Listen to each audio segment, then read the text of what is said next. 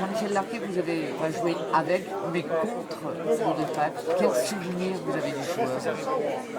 Un joueur qui était particulièrement intéressant pour l'entraîneur adverse, parce que quand je jouais contre le Sporting, c'était le point fort du Sporting.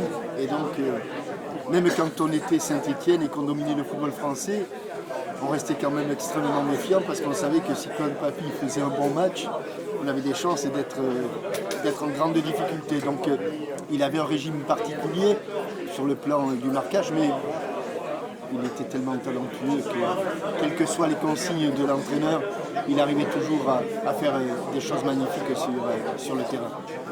Quel regard vous avez sur lui? C'était un joueur atypique? Non, pas typique. Non, c'était un joueur qui était un peu trompeur. Un peu trompeur.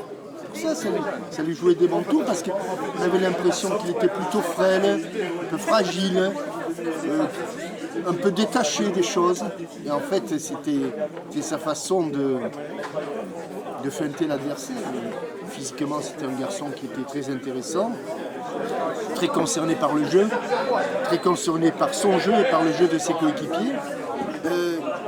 Et puis, comme je le dis, il était de ces joueurs qui démontrent leur talent par ce que les autres ne savent pas faire.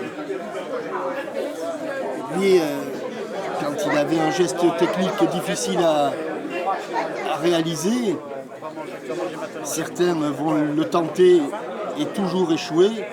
Lui, il allait le tenter et toujours réussir. Merci. C'est ce que je voulais vous faire dire.